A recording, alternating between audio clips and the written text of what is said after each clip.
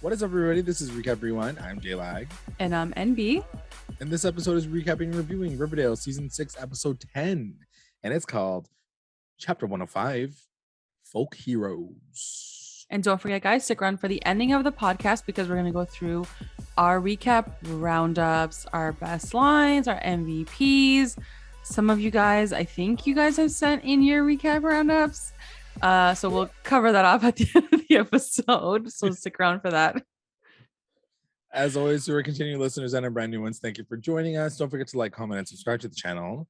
Let's get into this episode. Recapping Riverdale. What'd you think of the episode? Oh. It was good. I don't feel like it went as far as I wanted it to go. I feel like there were things that happened. Obviously, like some really cool things happened, but at the same time, I feel like I'm still waiting for them to like get to the point. And I feel like they haven't gotten there yet. Like they're still trying to figure out this. Like, I don't think that Percival should have had the ability to do what he did this episode. And that's what annoys me. In which way? Like which one?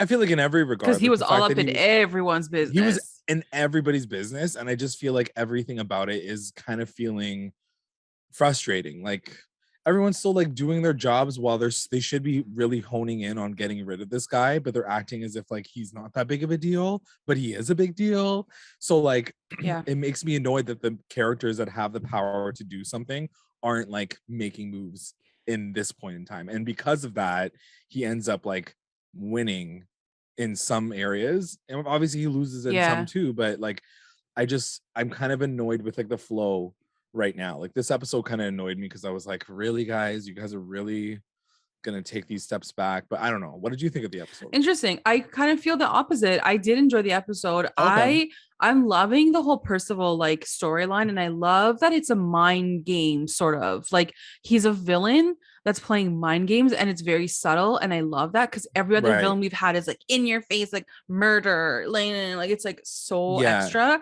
So I'm loving this. I will say, like, by the end, I was like, oh, like, it's done? Because everything was going there was so much that happened this episode. And he was working every single freaking angle he could. Yeah. And then by the end, I was like, oh my God, it's done already? Like, it almost felt like it to be continued a little bit because, like, that's what I mean. It wasn't done. It feels like they got to a certain point, and I'm just like, okay, you guys could have done this a little bit faster. So this felt more self-contained. Yeah. The other episodes with him felt like they got to a point, and then like you're like, okay, what are they going to attack next?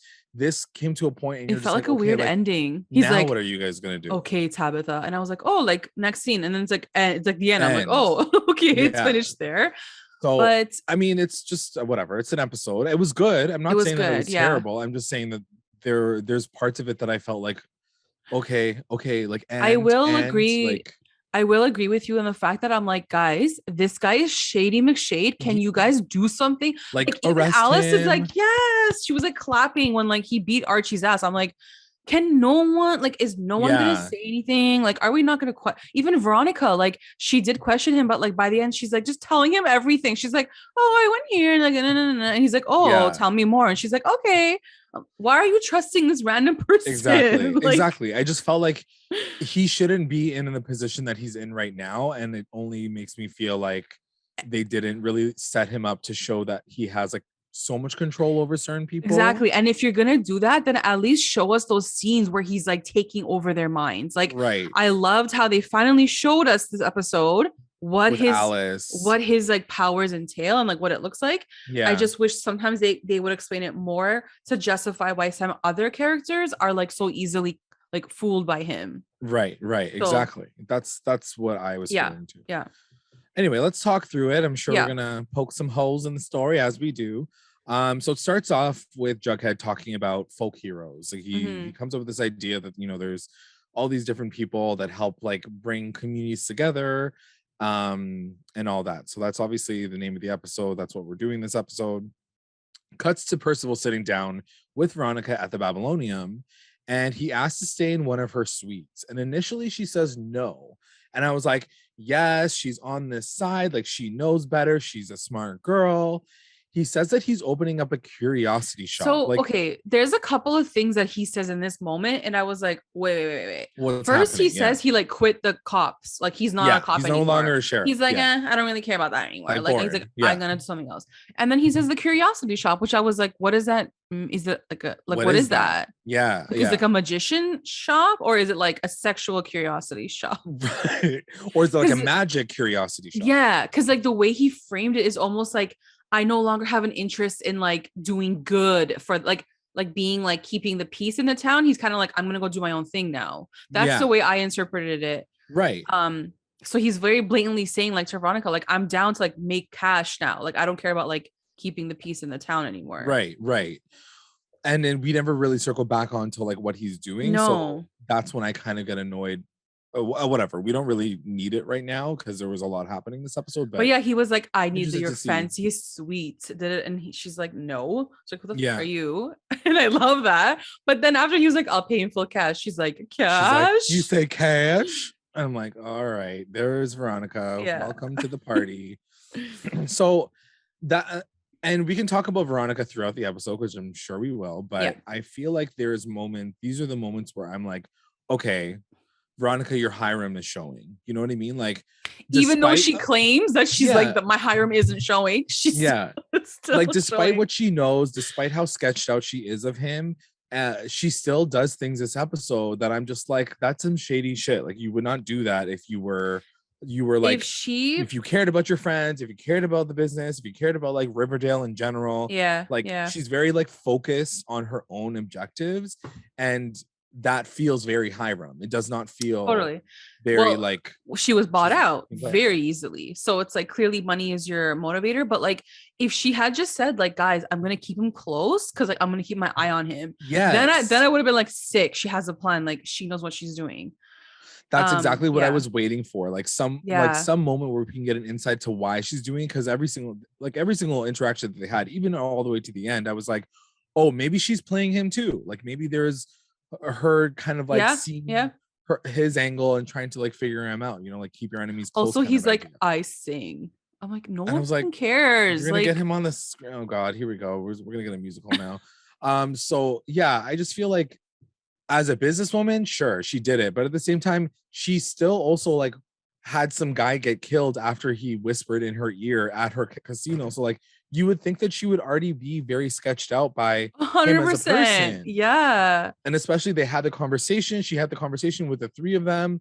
I don't know if they talked to her about, and that's when I say the core four should be talking more, is like, if she knew that he has this mind control power, or even if they had the conversation, she had the conversation already with him to be like, or the three of them said, Veronica, like, he's sketchy, he's doing all this weird shit, like, keep an eye out for him. Instead, she's like, come on by, like, come sit in my like top suite and like we can become partners. Like, I didn't really understand where her head was at with this episode. And by the end of it, like you see more of the way he manipulates her. Yeah. You see more of that, and like, yeah, it starts to make sense a little bit more. But at the top of the episode, when he's still like fresh off like being McShady, like she was very like open arms, sort of, not open arms, but like she did ultimately accept his money. So like, yeah.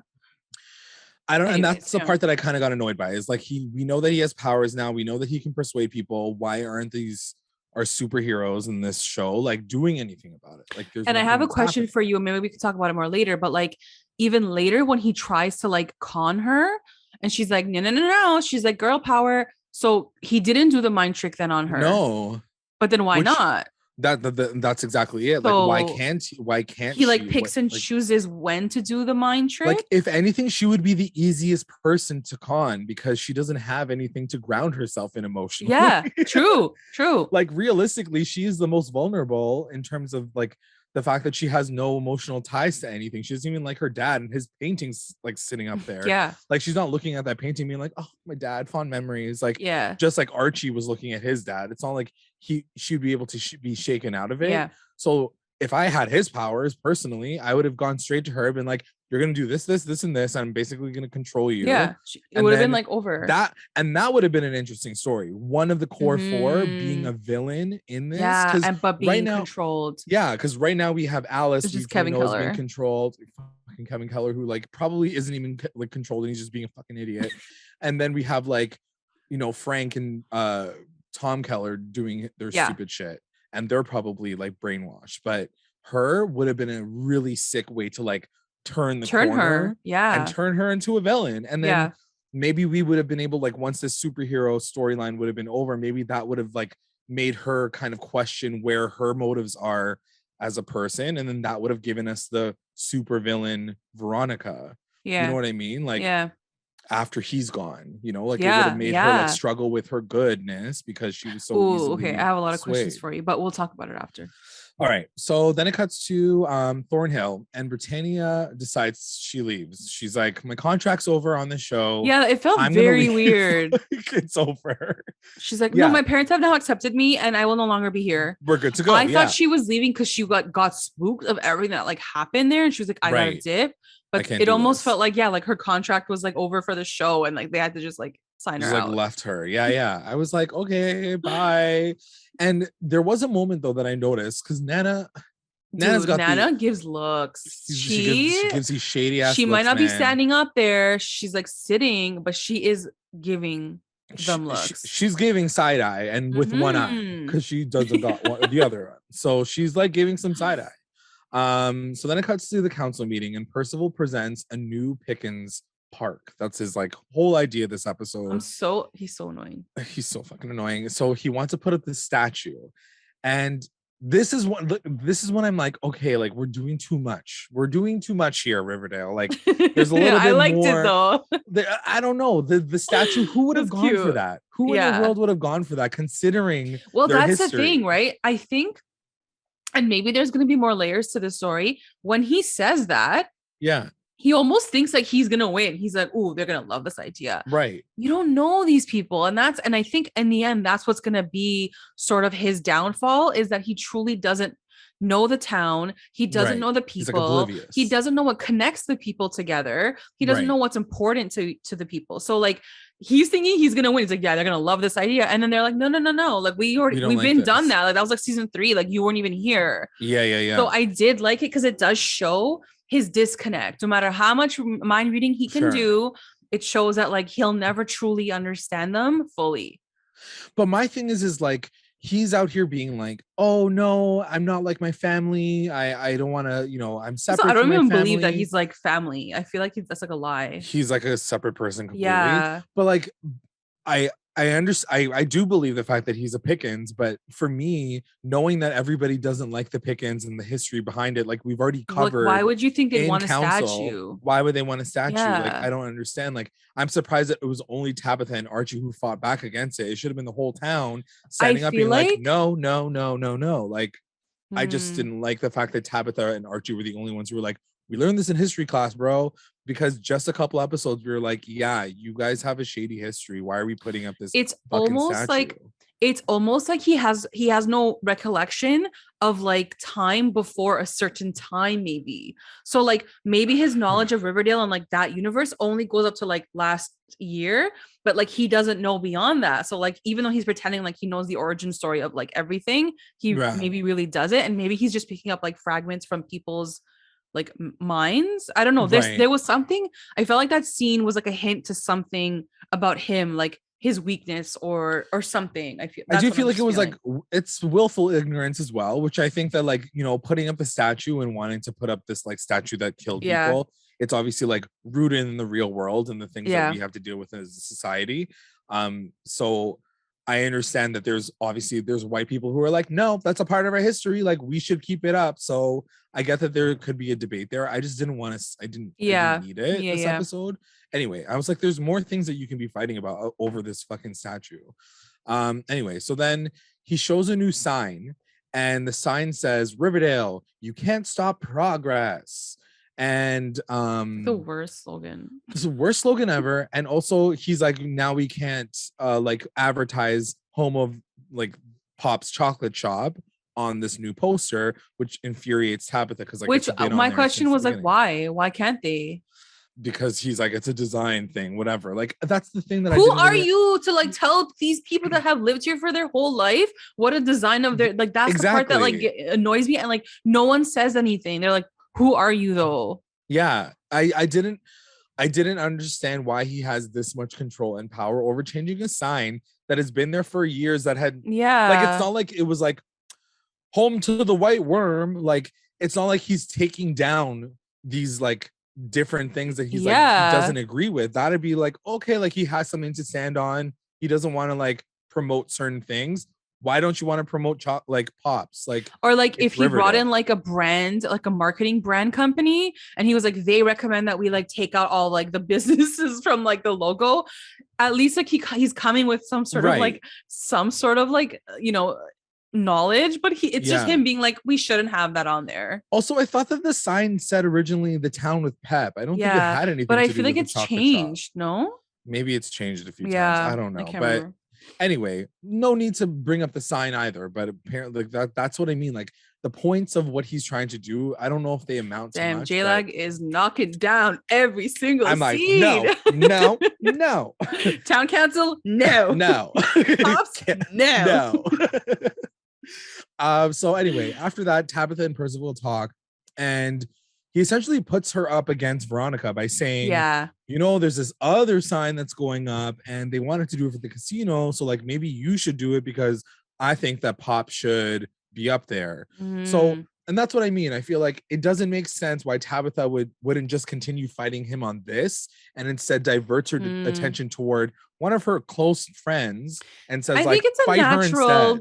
Like, I bought it. I I bought don't it in know. that moment because he hit a nerve with her, and then later on we see like more things of like what made her insecure about like the whole Veronica side of it. Sure. Yeah, So yeah, he yeah. hits that nerve that like he knows he's gonna get them when he says shit like that. Yeah, that's But I fair. think after this, I feel like now they've like really established who this guy is and how Right. manipulative he can be. So I feel like now they've sort of like experienced it fully. That's him. Yeah. Yeah, that's him. So anyway, so she's now gonna go see what she's gonna do about the sign.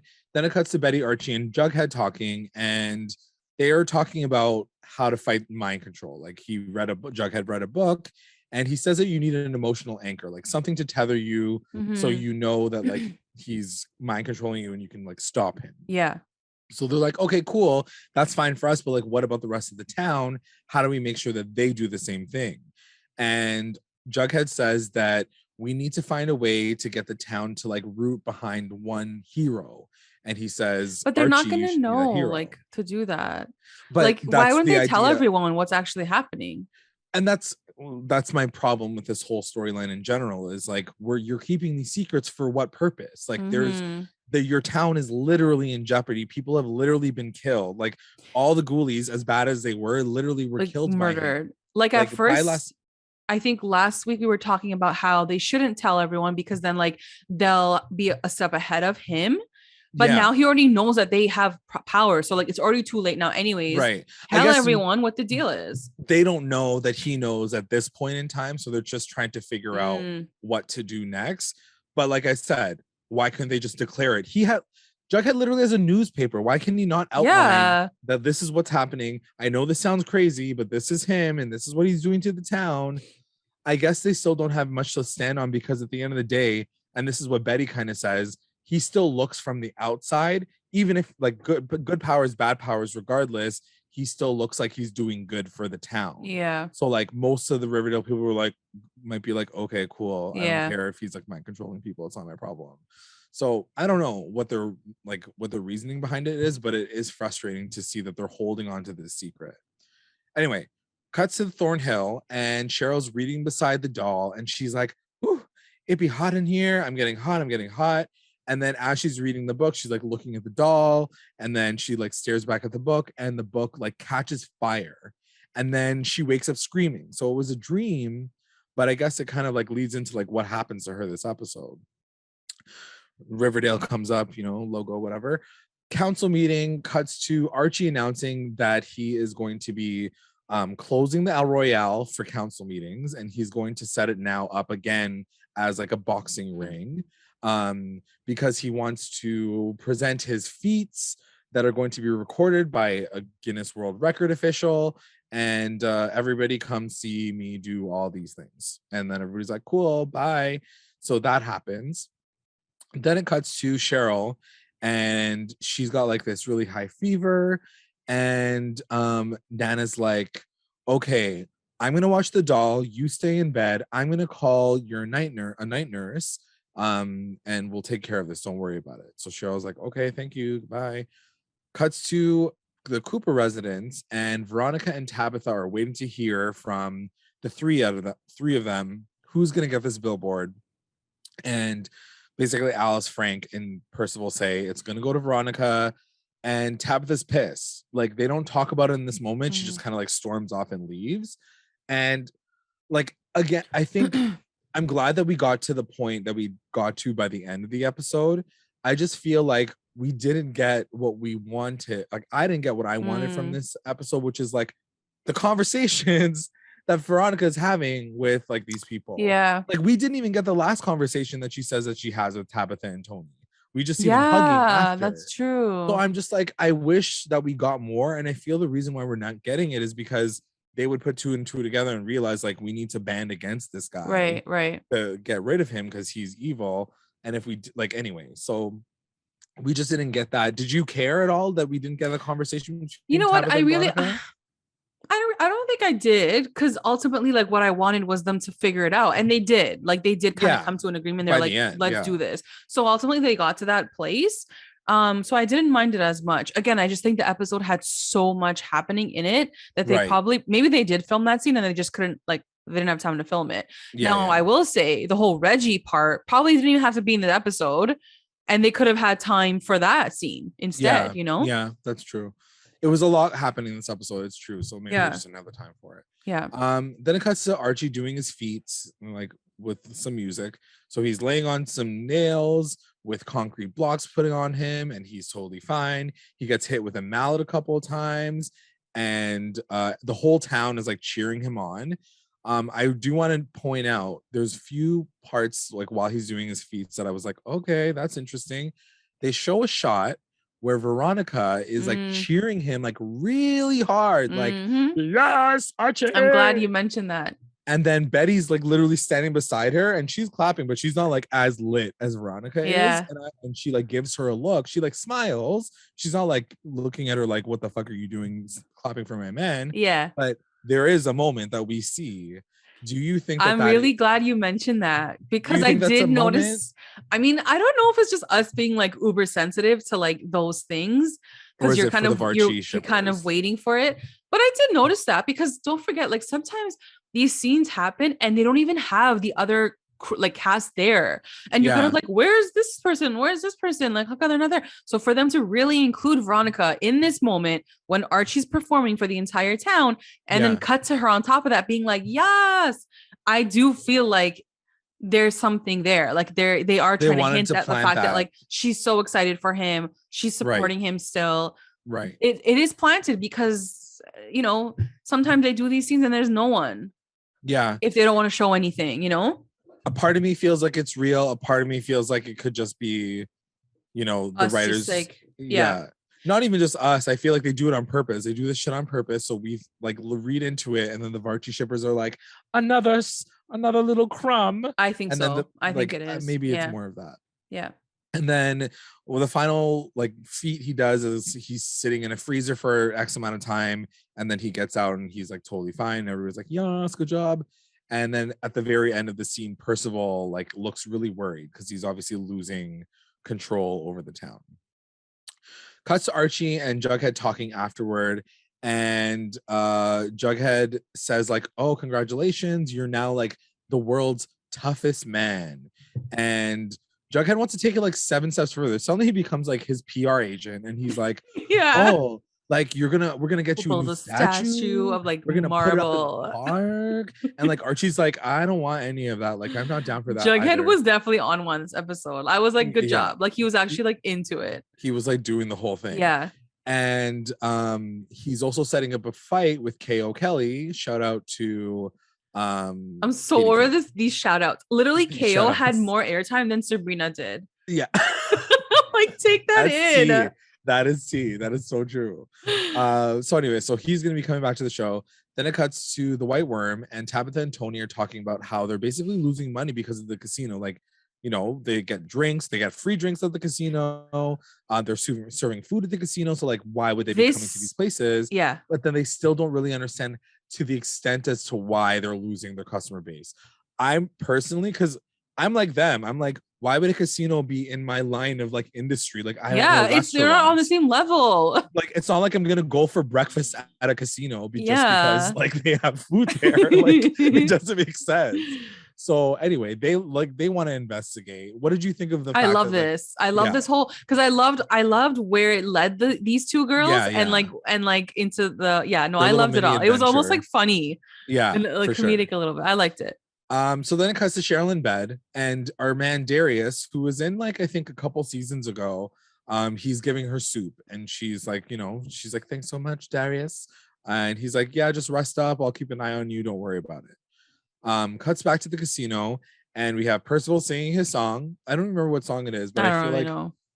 Is he singing I Did It My Way? I feel like maybe that is it. Maybe, because I was gonna say like maybe the song that he sings has to do with it probably does, like some deeper meaning, and if it is My Way, then that makes sense.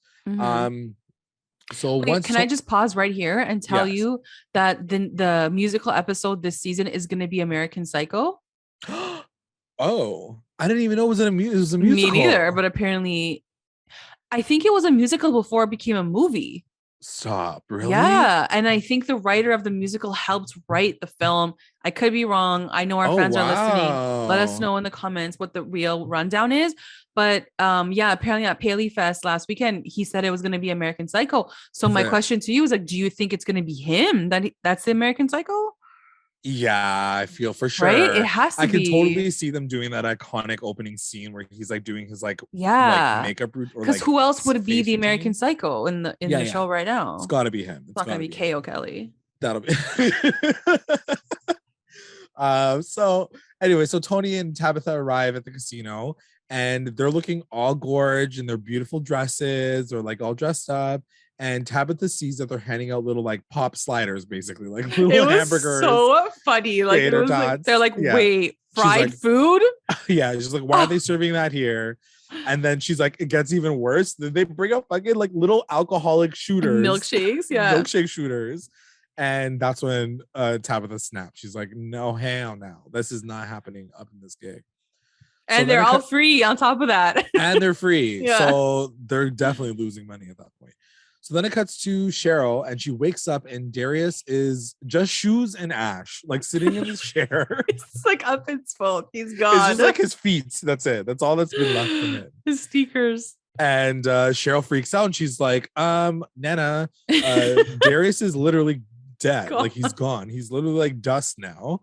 What did Nana say? She's like, I don't know. She's like, the thing hasn't moved. Like the doll hasn't moved. I don't know what's going on. Once again, Nana is the sketchiest person on planet Earth. Like, why are we even talking to this bitch right now? But anyways, moving on, because I still feel like Nana is fucking sus. I feel like she knows everything. And like in every scene, I only watch her. Like in every Cheryl scene, I'm never watching Cheryl. I'm watching Nana. I'm like, what is she doing? Girl? Like, what's her face? Like, and she's always giving side eye. She's fucking sketchy. I don't know, man. So anyway, so that happens, and Cheryl's just trying to figure, she's like, what the F is happening right now? Then it cuts to KO and Archie. They finally like see each other. He's like, welcome back to Riverdale. And they're talking about setting up the ring. Archie's like, I'm gonna go set up the ring. KO's like, oh, I'll check out the casino. He's like, yo, KO, like, what's up, man? He's like, you want to help me set up the ring? He's like, nah. He's like, I was like, good. That's not nice. Like, I'm gonna go to the casino. Yeah. And then like Archie's like, cool, bye. Like, it was a very random scene. So awkward. So random. Like, why did we even have to see that? Then it cuts to Cheryl and Betty and Nana, because now she brought in Betty to help her with this situation. Bringing the big guns. Betty decides to take this body of ash and shoes to Dr. Curdle Jr. to see like what's popping, like what's the deal. Yeah. Cuts to Pop's diner with Tabitha and Tony. Yep. Would you be mad at a Dr. Curdle / Betty hookup? No, I'm into that. What? I'm Why kind of not? into it too. Honestly, why not? They're both into like all the dark and like Yeah. dangerous stuff. Like, sure, let's go. Like, Dr. Colonel Jr. can get it with Betty. Why not? So yeah, so then it cuts to Pop's diner with Tabitha and Tony, and Tabitha wants to start selling alcohol at the diner, and Tony decides that she wants to set up maybe some tables or some machines, so she can get some of that business back at the White Worm. And she's like, I can also start like doing this special thing that we used to do all the We used to time, do it. It was and special. it was super And special now and very controversial. And then Tabitha's like, what do you mean? And she's like, the serpent dance. And I was like, relax. I was like, what, season 2? That was like season 2 when Betty did that awkward serpent dance and she was 16 years old. Those were the good times in Riverdale. Those were the good old days. The and original Mad love World triangle. wasn't Mad World playing at the same time? Yes. And Jughead came and he's like, oh, yeah. Those were the good old days in Riverdale. So and they good. like rip her off stage because she's like wearing a tank top. And she's having like a Dark Betty moment. So good. Oh my gosh, I remember that. TBT. So it cuts to Percival, and he comes back in to talk to Veronica. This guy is just walking right into her office. Yeah, he just like hey, walks girl, anywhere he wants. She doesn't care. So Percival does say at this point in time that he wants to become a partner of the Babylonium. And she's I thought he was gonna say like a partner of you. Like I thought he was gonna be like, let's like, hook wink, up. Wink. Yeah, let's do this. No, so like he wants to be a partner, and Veronica says like, sorry, no, I already actually have a partner. And he basically makes her question like what Reggie's up to. Reginald, like, that guy. You mean Reginald, that weirdo?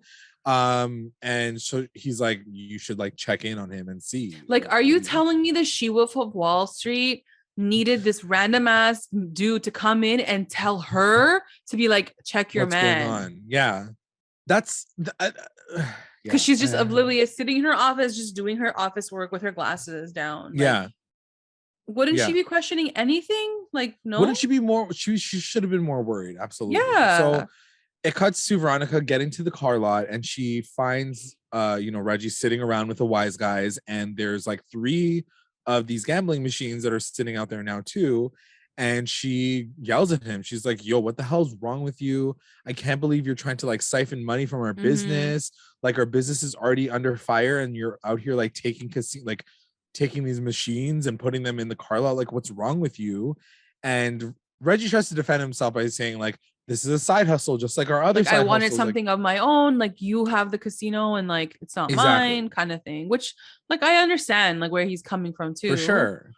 She gets pissed, and she decides that she's gonna bar him from the casino, which I thought was pretty fucking very extreme. Very. And then also, I guess they're officially broken up. Like you're okay to like let his gambler father gamble in your casino, but now you're gonna lock out your basically business partner for like it's like very extreme. It was way too extreme for like what we know about the situation. Outside of what you said, like she's completely out of control of like her own personal life, that she doesn't even see this happening.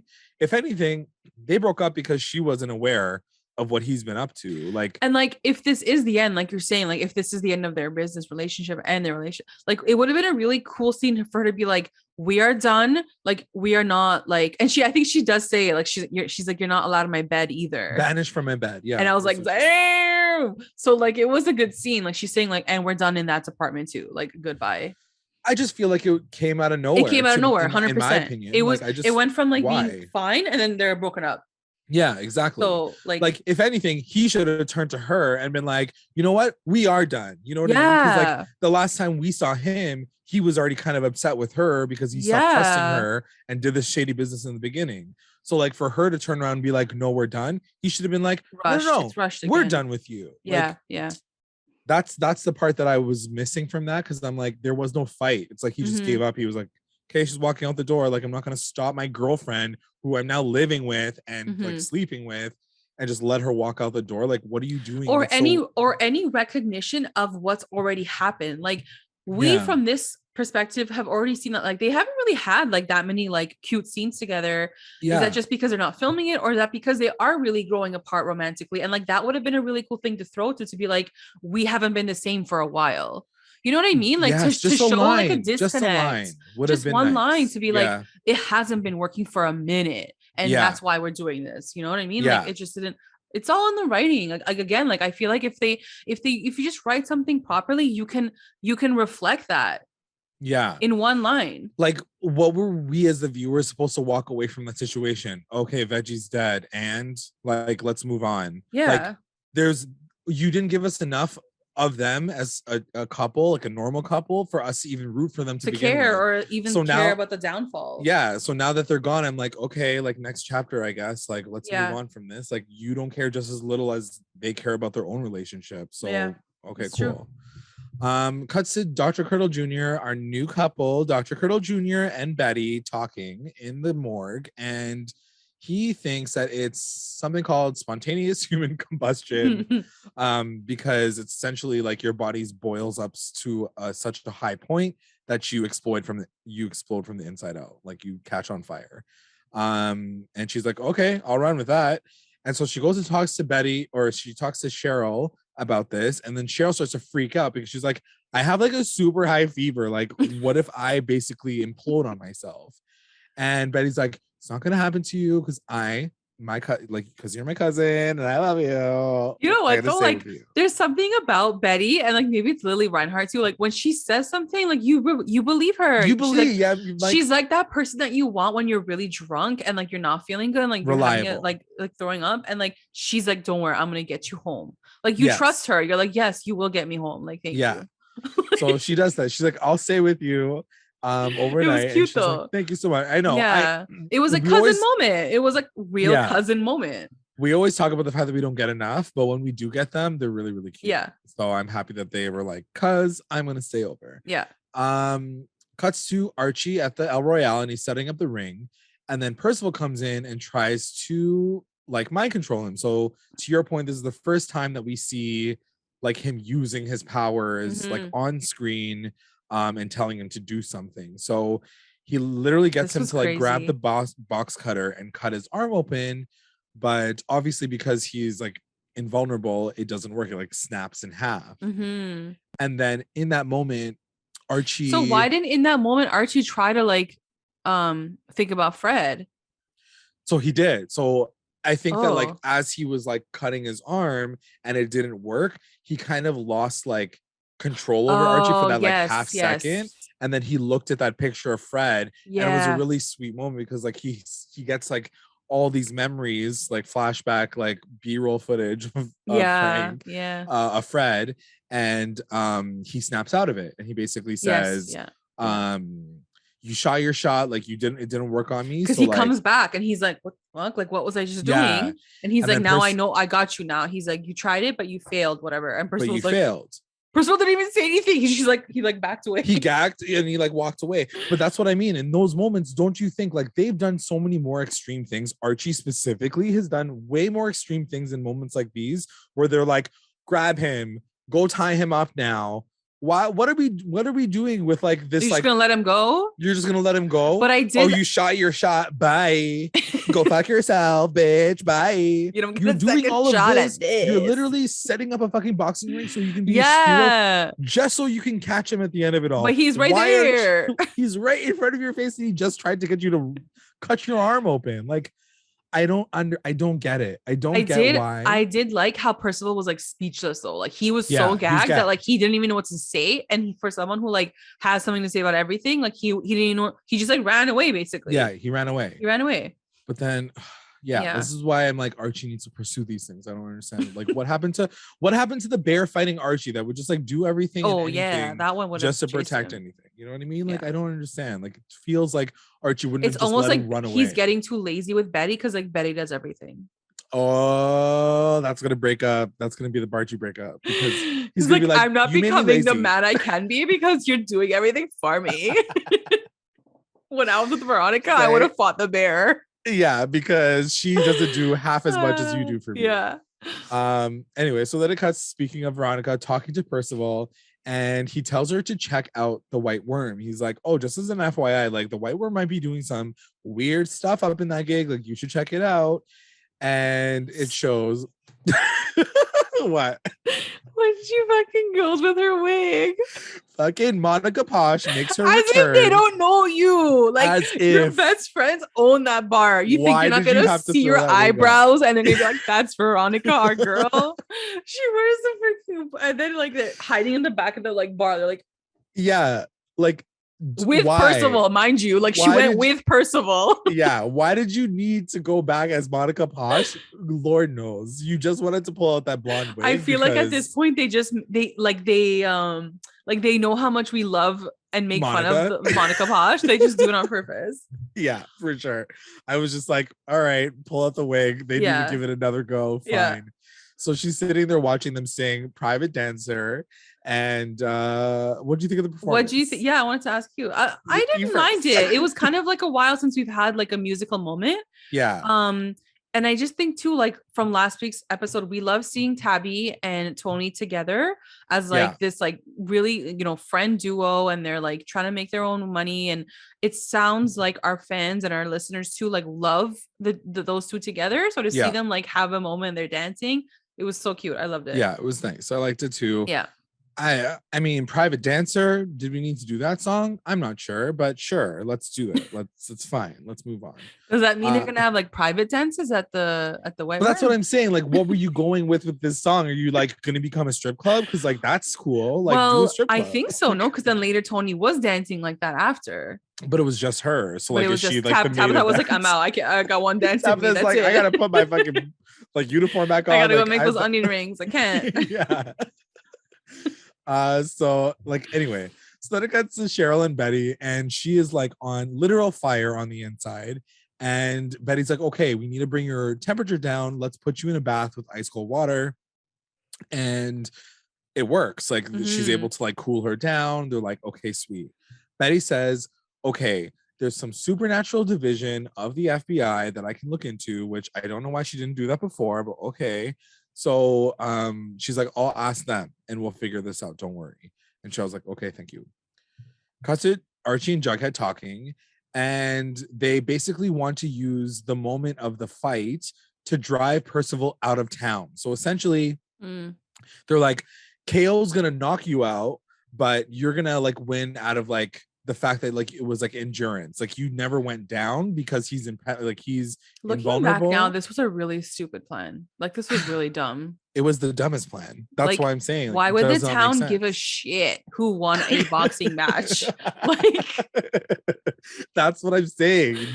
And like the fact that Jughead is so wholly invested. Yeah, in this, now like, I'm thinking about it. I'm like, actually, you're an idiot. I can't believe I thought you were going to be MVP this episode. Yeah. So he's like, so then you're going to do this, and then we're going to put a statue of you because I talked to somebody in New York, and they made a statue of you. They saw a picture. They saw that. They made a statue of you. Yeah.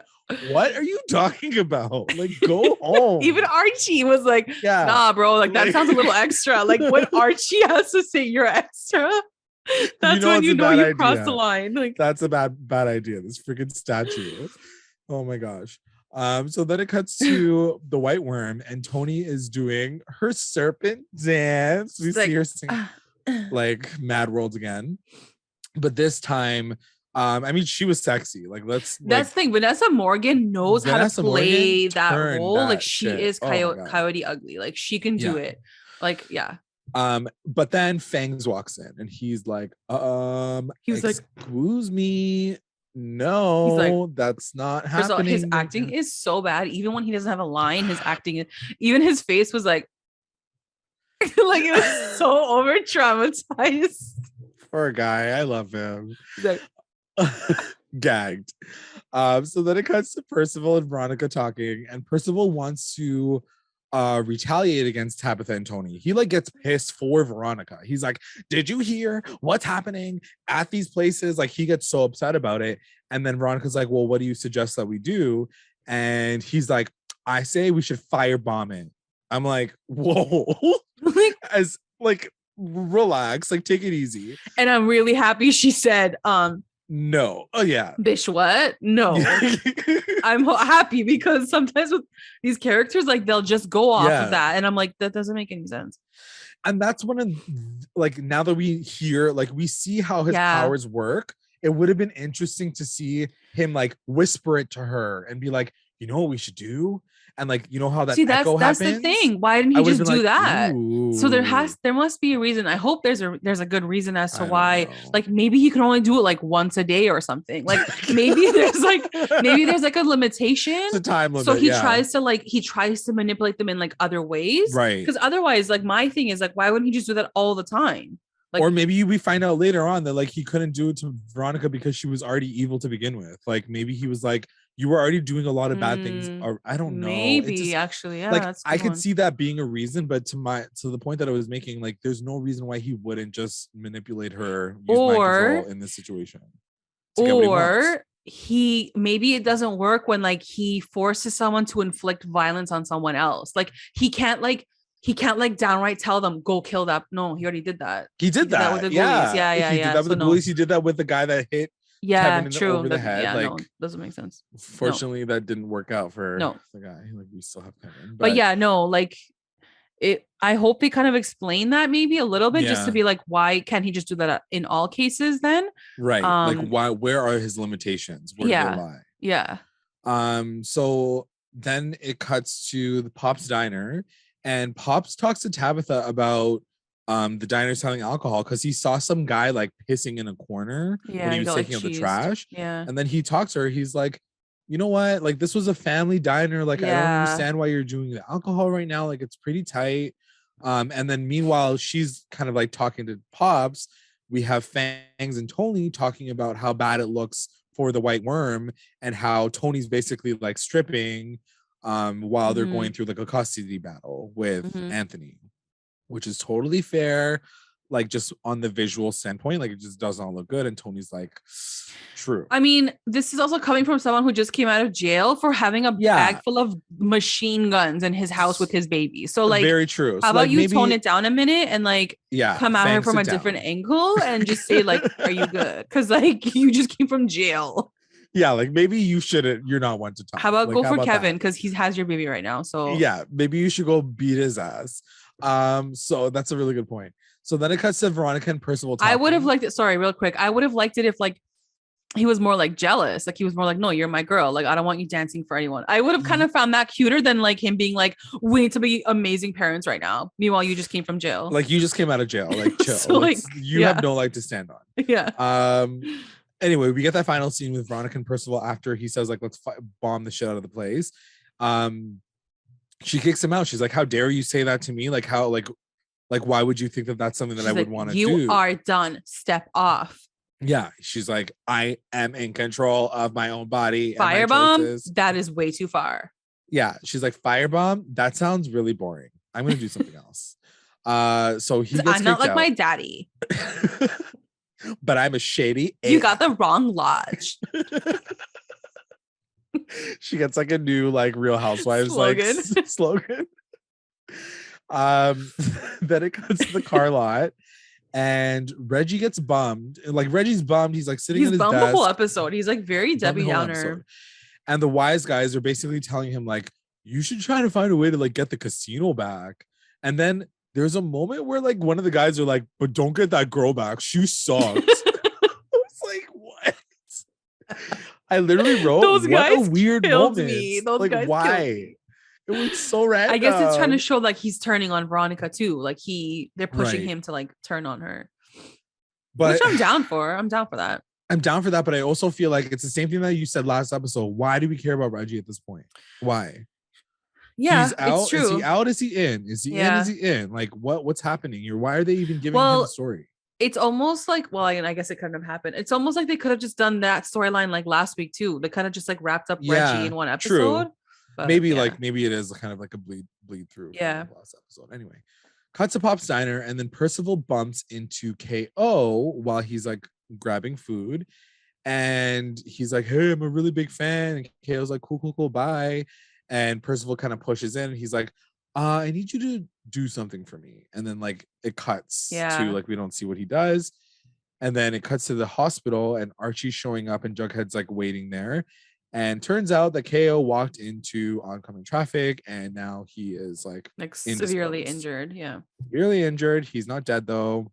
He should have called Mad Dog.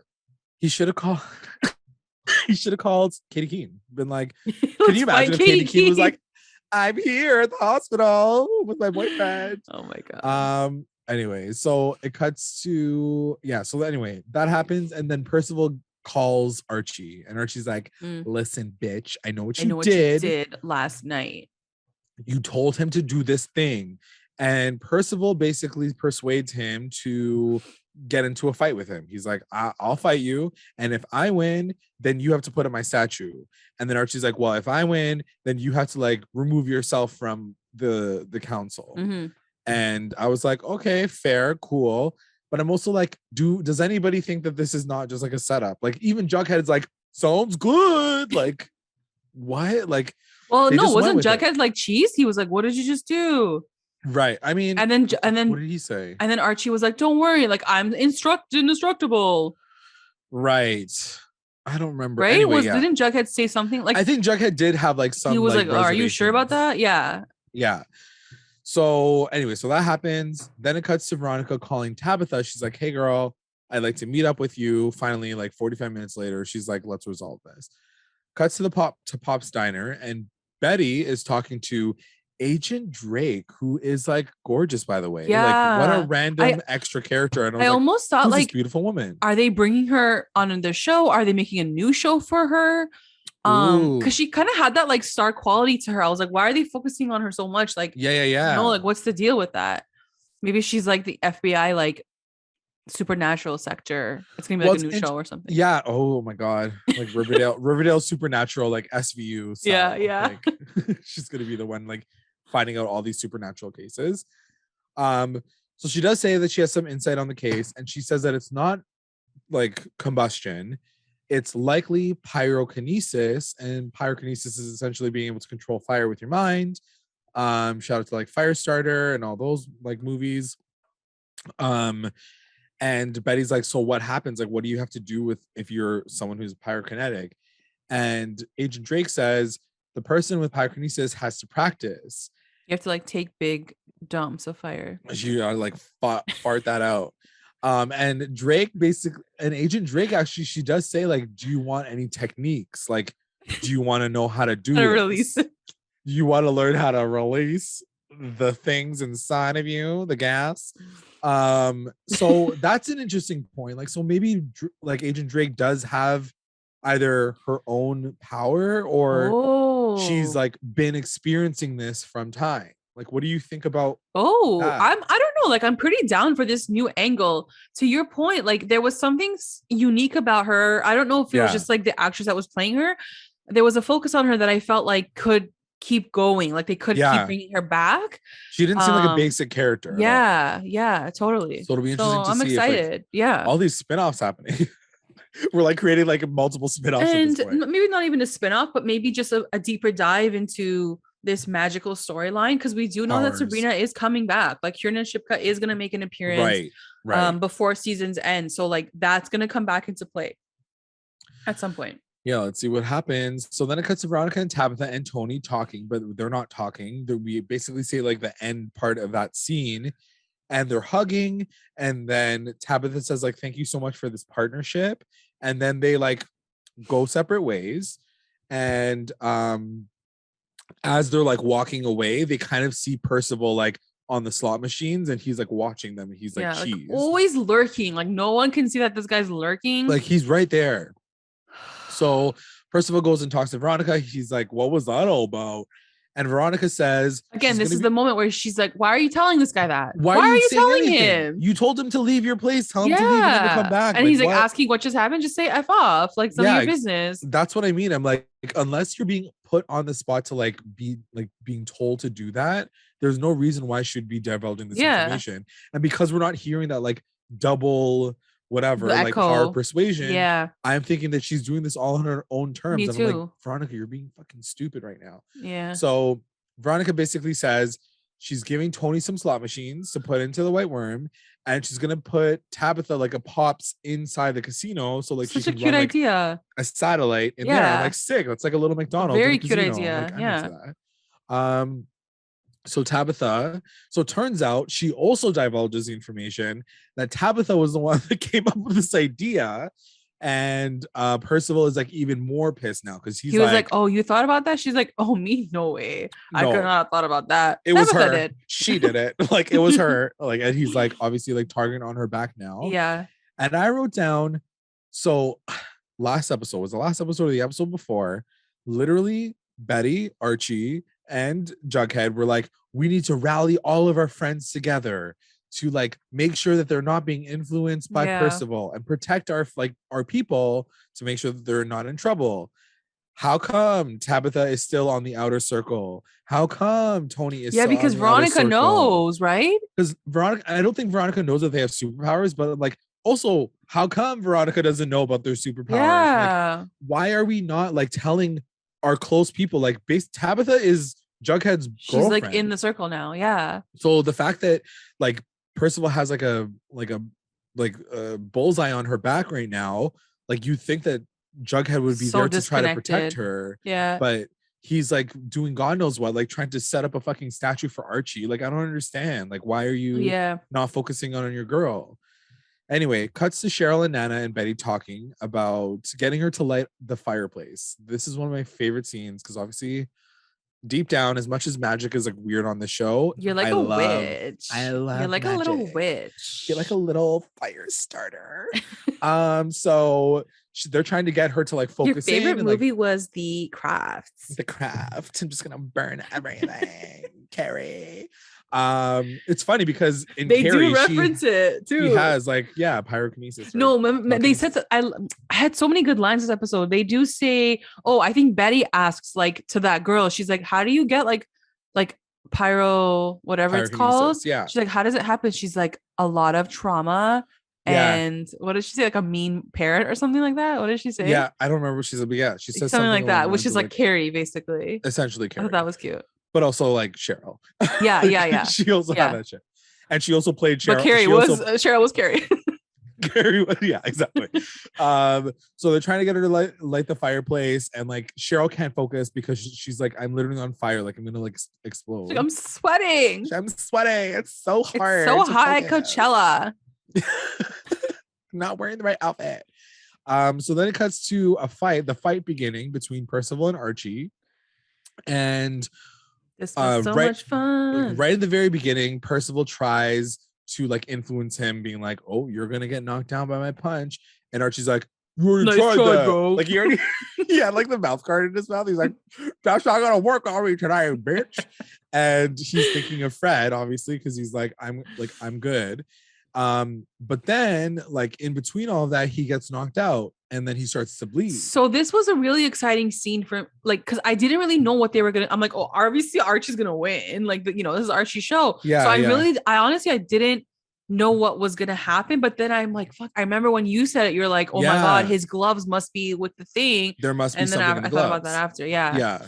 As soon as I saw it, I was like, oh, okay. Like, I'm pretty sure what I said is like gonna come to real. Yeah. Come to real. Cuts back to again my favorite scene. Cheryl and Betty are trying to get her to focus. There's some like cool music playing in the background. It feels like I'm like in a Marvel movie. And freaking Nana in the corner, she's like holding the temperature gun. She's like, oh, you're 300 degrees now. Oh, you're 200 degrees now. Oh, you're 700 degrees now. She's like literally just sitting in the corner, like clocking her fucking temperature. I thought it was so funny. She's like holding this like fucking temperature gun. But the thing that helps her like go over the edge is Betty at the very last moment like grabs a picture Betty's of Penelope. Like her hype woman. She's like, get her! You know how much you hate her, mom. Yeah. Like, you can do this. I fucking love Betty encouraging her to blow the shit up. She was like the coach. She was like, get it together. She's like, you can focus in on this. She's like, fuck that. If you don't do this, we're all gonna blow up. She's like, we will all die. Yeah, it was so good. Just seeing her like hype her up so hard. I was like, I could do fire too. I'm like, I'm literally gonna breathe fire right now. So Betty puts Penelope's portrait into the fireplace, and she like tells her like all the things that we just said, and it works. Like the whole thing just like lights on fire. Yeah, it And was then sick. Cheryl basically passes out because she's like, And new powers. I did love what Betty was saying in that moment. She's like, you burned your brother's body in fire. You burnt your house down and like you rebuilt it in fire.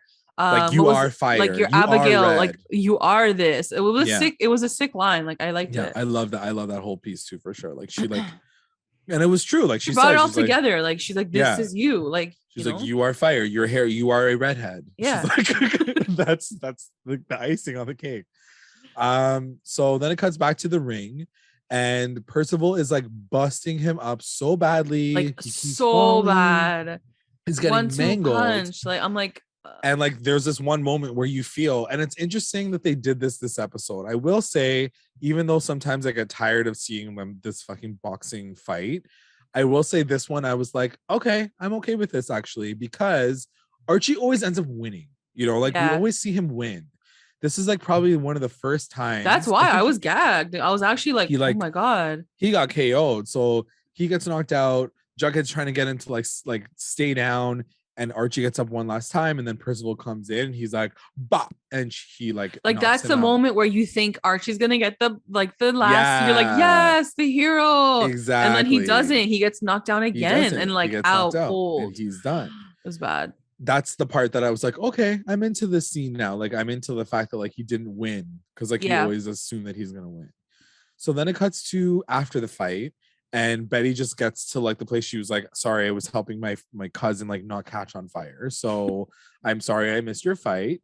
And Jughead basically says like, we lost everything. Like Archie lost, Percival won. We're not sure how it happened. Yeah, Jughead, your plan failed. Yeah, surprise. Failed hard. He like has to text his friend. Oh yeah, and forget like let's not forget the fucking statue sitting in the corner. Wait, he already got it like made? Yeah, it was there already. So freaking embarrassing. Like I was so embarrassed for them. I was like, oh my God, that friend that he has in New York is gonna be like, okay, like what do I do with this fucking? Are you gonna pay me for that statue? Like, what's the deal? So now this statue's not going anywhere. Jughead's bummed, and they're trying to figure out like how what happened, like how he knows about the weakness. Like he's like, the only way that he would have beaten me is because he's like, I feel everything. Like he's like, I felt every punch. And then Betty's like, I don't know how you would have known that. And also like the only piece of palladium that I know is safe, and it's like, well, he kind of got mad at Betty. He's like, didn't we give you the palladium? Like you were gonna put it somewhere. And she goes, yeah, I did. I kept it away. Like I kept it like safe. Bridge, it's like in your room, like in your like makeup cabinet. Like what kind of safekeeping is that? And even Archie was like, where is it though? And then like, she's like, no, it's here. Yeah, she's like, I don't know. And then she like checks it and it's like gone. It's gone. Yeah. And then you get this flashback, which I didn't know it was a flashback until like it was very yeah. So because they're like, but how does he know about all of this information? So it cuts to the scene where Percival is basically sneaking into Betty's room via like Alice mind control. Like she's like using her to like get upstairs, and while she's like half asleep, he like uses his mind control on Betty and like gets all this information. He's like, you're gonna tell me everything, and then you're gonna forget. Yeah, because he's like, what's Archie's weakness, basically, because he didn't know at first. Yeah, exactly. So that's so tight. And I put in brackets, they all should have known better. Exactly. Even if this was last week or the 2 weeks before, this man is sketchy AF.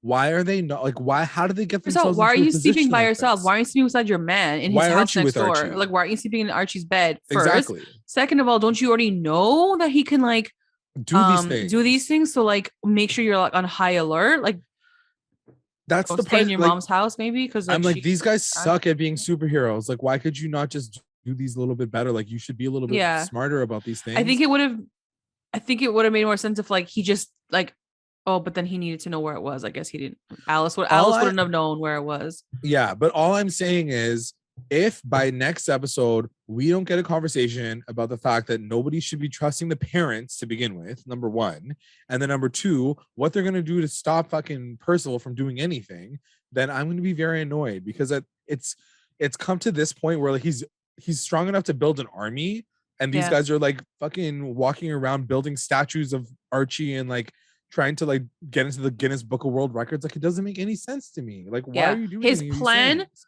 He always like diverges from the plan. Like, it's the plan, but like he goes like 10 steps out of the way to do the plan. Like, just go do the plan. Just do the one, like half of the plan. Like, we're gonna get into the Guinness Book of Records. Who the fuck cares about the Guinness Book of Records right now? Like, I know, at the very end, he's like, "You're not getting into the book." Like, he took your name off. Nobody cares. Like, no one cared though. The town is literally under fucking siege of this fucking super villain. Like, what's wrong with you? So anyway, that happens, and then it shows a scene of Percival writing in his little notebook, like, "Oh, indestructible," but like he has like palladium, and then he like turns around, like he turns over the boxing gloves, and sure enough, there's palladium inside. First of all, in any boxing match, they would have checked the gloves. So like, that's a stupid thing. Like, let's be real. Yeah. So then Tom comes in, and he's like, "Yep, well, Archie just put up that statue." And Percival's like, "Okay, like, let's go for a little walk." And then it cuts really quickly to Cheryl, like using her powers, saying like, "I'm turning on all these candles." She turns on all these candles and she's smiling. So like, now we're happy that Cheryl has superpowers. What did you think of her story? Like, now that we're I loved it. I loved it. Again, I'm just kind of like, how is this all gonna like come together is more of like where I'm at right now.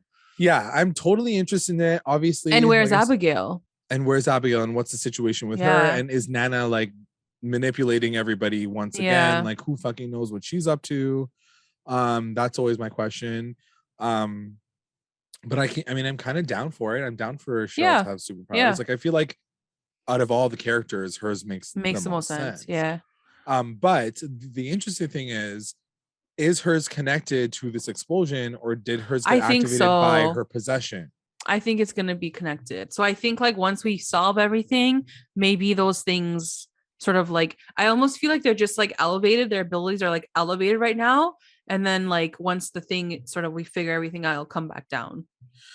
Yeah, I don't know. A part of me feels like hers is a little separate. Like, yes, she has powers, but they're like magic. Like, they're almost it's more magic. Yeah, magic, but like they are still supernatural. I don't know. But it could be like because she's pulling from like the energy of like this ancestor like energy. Maybe that's why she has this power. Energy. You know what I mean? But like maybe when that like Abigail's like storyline gets like finished, it won't like it won't be there anymore. Right. I don't know. Right. I don't know. It'll be interesting. I mean, I'm down for her to have powers forever, just so like she can be this boss ass bitch with like fire powers. Like, don't mess with Cheryl because she'll like literally burn you on fire. I wonder if they're setting Cheryl up for like an eventual sequel once Riverdale is over. Like once Riverdale is done and the series is done, will they branch off and make Cheryl into her own show? I don't know. Cheryl and Sabrina. Like, maybe that's what, like, maybe we'll get a Sabrina Cheryl mashup spin-off series. Like, I don't know if I'd be mad at that. So the final scene, as we talked about at the top of the episode, is Percival staring at his statue of his great-grandfather, whatever, saying that Tabitha is not long for this new world that we're creating. So essentially he wants to get rid of her. I'm sure all the commenters, all the viewers are going to say, no, we need to protect Tabitha at all costs. But do you think that Tabitha is in any real danger? That's a good question, because I was thinking about it as we were talking through. Yeah. I would hate to see her go. Right. But I would be okay with someone dying this season. And I think I would be okay if she had to die. Like, there needs to be a casualty in this show. No one ever dies. Yeah. Like, and I know that should be Kevin Keller at this point. Like, let's be real. But you know it's not going to be Kevin Keller. So like, I'm okay with there being a casualty. We love Tabby. Like, I love her character. I wish she would be on forever. But if something like drastic had to happen and like they had to kill her, like I could see it happening. I could see it happening, and I'm not going to be okay with it if it is her though, because I do feel like she brought something to this show that like no other character has brought, and I would rather have like Reggie die or Kevin die. Oh, like 100%. Rather, if Kevin survives past Tabitha, I'd be extremely pissed at this. But point. You know, like Tabitha's gonna hurt the most. Like, yeah, that's true. But why do we got to take away all the nice things? Why do we have to keep all the shitty things? That's not fair. That's why I don't think they'll kill her, because they never do anything brave like that. So you're like, They Don't don't worry, though. Let's no be one's gonna real. die. They don't Yeah. do anything like crazy like that. So Yeah. they kill off like D-list characters, like the guy from like the window jumping on. Who do we don't even know what his name is? Like, I Yeah, don't even Darius care. fucking Like, yeah. burns on fire. Like we're like, No one who are cares you? though. So Exactly. anyways, we'll see what happens. All right, well, that was the episode. Let's get into our recap roundups. Let's do it. Recap roundups. Best moment. For me, it was the fight. Yeah. The Archie fight. Because I just, like we talked about it, I really thought he was going to win because that's who he's the hero, but he didn't. And it made it way more interesting to watch. Yeah, for sure. Getting his ass beat. And I liked how they were like 3, like 5, 4. And they were like, and he has to get up. And Yeah. My best moment is going to Cheryl getting her superpowers. I was very excited about that. It was kind of intertwined with the fight scene. So like the music that was playing, it was kind of like cut between the two. So it gave me like more energy. It was like, yeah, burn that shit down. So yeah, love that scene. WTF moment. My WTF moment, I think probably would be, it was hard to like pick one. I think what caught me the most was the Reggie storyline a little bit, because it did like veer off like really quickly, and like she's like, we are done now, and I was like, oh, I wasn't expecting this to happen at all this episode, right? Because it was so like Jughead heavy, Percival, Archie. So it was a weird shift for me and like a very big decision on her part. Yeah, so that one just caught me off guard, but yeah.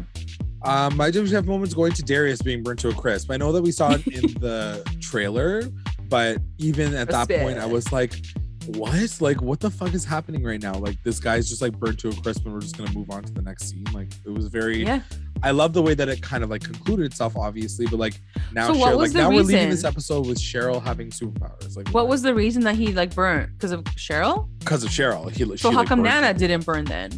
Because she wasn't in the room. She was like in the other room. She was like on the other side of the fucking house. But that's what I mean. Like, what is Nana's game? Because like, also like, is she still sus? I don't fucking know anymore. Like, why are we getting these like shots of Nana's like evil looks? Like, is she the one that cursed like Cheryl with this power? Like, I don't know. Like, I don't know what her situation is. I don't know. And like, are we out here trying to like remove Nana from the storyline? Like, I love Nana, so why is she weirdly evil and against Cheryl? I have no idea. MVP.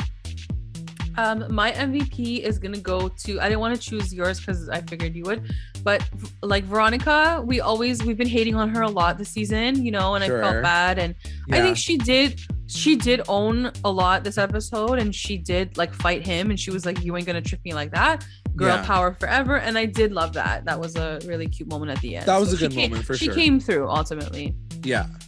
The only ding that I would give her is like the reason why she broke up with Reggie. That didn't make any sense to me.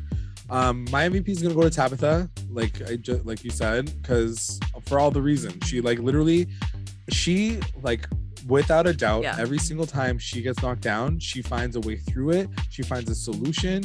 She knows how to work through it. She like puts all of her insecurities aside. Like, there were so many opportunities for her to go evil, and instead she like tried to find like the honorable way to like work this all out. And she's fucking smart. I love her, and I hope she doesn't die. I hope like she's okay, and I hope she kicks Percival's ass. Like, I will say the show does a really good job of like making her that hero too. Like she's in so many scenes. She's always there when like you need her. She's always in the scene, like giving advice or like giving her 2 cents. So like, to the show's credit, like they do include her in a lot of like big storylines. You know what I mean? Like where other characters like Kevin Keller, they never really included him in like all the scenes. Like he was just always like just there, you know? So, and even like, it's interesting because it's almost as if Archie, like Percival's nemesis currently is not really Archie, it's Tabitha. Like his sight is like on her. Why do you say that? Because at the very end, like even when he says like Tabitha is not for like long for this world, he also goes on to say like she's this person who acts as if she's like good, and she gets in the way of progress, and like he really focuses in on how problematic she is as a character versus like saying all this shit about. Do you know Archie. why that could be? No. Are you gonna tell me? No, because I think in my opinion, it's fine that you're saying that, because in my opinion, I feel like he thinks she's perfect, and like there is nothing wrong about her. Like whereas Jughead has his like things. You know, even Archie has this thing. Even Archie has definitely this thing, Betty, definitely Veronica, even CHONI, right? Because she has like the bar and like the gang, Right. whatever. So everyone has sort of like this like darkness to them, but Right. she doesn't. Tabitha doesn't have that. Like she's pure gold. Like she's pure like love and like kind-heartedness, and I think he sees that, and like that's what bugs him about her, because like he can't find shit on her, you know what I mean? No, it's true. Like he doesn't know what her weakness is, so he doesn't know how to like attack her. So that's to your point too, like he doesn't know how to attack her because there's like what is he gonna pull at? Yeah, exactly. It'll be interesting. I mean, like I said, don't want anything to happen to her, but like it'll be interesting to see what he tries to do again, because he's already done this like multiple times to try to get to her. Like what he's gonna do next to try to like take her down. LVP. My LVP was gonna go to Fangs because I don't know. It was just funny how he like stormed in at the end, and he's like, "Why are you stripping?" Meanwhile, like you came from jail, you had a duffel bag full of weapons, like huge weapons. Let's tone it down, buddy. So like tone it down a little bit and like get your shit together, and then come and talk to Tony. Yeah, I agree. That's a good point. My LVP is gonna be Reggie, because I just felt like he was kind of floundering this episode for me. Like he was just like like see above in terms of like why I feel like he wasn't an active member in the veggie relationship. Like, why aren't you fighting for your girl? Why aren't you fighting back against her? Why are you even letting her talk to you like that? Like, there were so many opportunities for them to like take them to the next level, for us to be like, oh shit, like Reggie and Veronica, like they got fired between them. Instead, it was like him being like, womp womp. I guess I'm just gonna do some side gigs on the side without her knowing. I think we always say this. I think Reggie and Veronica have such an interesting dynamic, like a real world relationship working dynamic. They could have done so many different like storylines with the two of them. They constantly fall short of that. Even in this episode, when Reggie was like, I feel like I don't have anything like that's mine. It was one little tiny line. So it didn't feel that impactful, but when you actually break it down, like you understand where he's coming from. I just wish they explored that a little bit more instead of just focusing on his dad. Like that whole last episode, they focused on his dad when like the real issue is Reggie. Let's focus on who Reggie is as a person and like where he wants to go and what that means for his relationship with Veronica. That would have been so much more interesting. So to your point, I think he falls flat because they don't give him enough. They don't dive into that dynamic enough, I feel like. Yeah, I agree with you 100%. I feel like it I don't know what they want us to what they want us to care about when it comes to him. But anyways. Yeah. The best line. What was your best line? A best line is gonna go to I think Tony says this when she's talking to Tabitha about Veronica's casino, and she says there's no way we could compete against a casino with a budget of a Baz Luhrmann film. Yeah. I just found that cute because like Baz Luhrmann films are always like extreme and like over the top and like so Great Gatsby. Yeah, like so great. So it's just cute how she sort of like references that. I like that. And it is like, even just visually, it's very it looks Gatsby. Like it. Yeah. My best line is going to Betty. So like to your point, when she kind of like hypes up Cheryl, she has that whole thing. She ends up saying, your entire life has been building up to this threshold, which it's interesting because regardless of like the superpowers that they get, if Cheryl was the only person to get superpowers in this entire show, I would have been like, okay, like makes sense. Cause like she does have so much darkness and magic and like weirdness that's happened to her entire life. So when Betty said it, I was like, it's true. Like, take your power of fire and like fucking burn that picture. Yeah. So yeah, it was a good line. Loved it.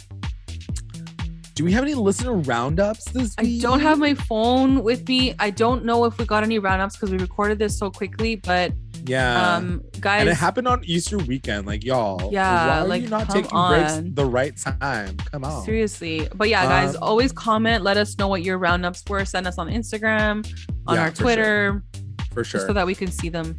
Absolutely. Yeah, I don't think that I saw any on Twitter. I just checked Instagram and nothing's there. So we will do a call out. I know that sometimes we forget to do them on social, but like always know that you can reach out to us, just DM us after you watch the episode. And if they're in there in time while we're recording, we will talk about them. Definitely. So If that's the case, I would like to take this time to thank our patrons of the episode, our Rewinder squad. We have White Nicole, our Lit Rewinders, Tina Ann, Soleil, and Kate, and our Mommy Rewinders, Becca, Sarah, Tamala, Grace, and Cliff.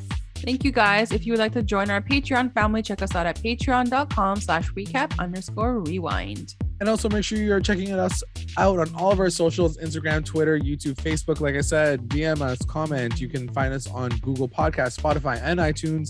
Like, subscribe, follow, review to stay engaged with us at Recap Rewind. Thanks so much for listening. Bye.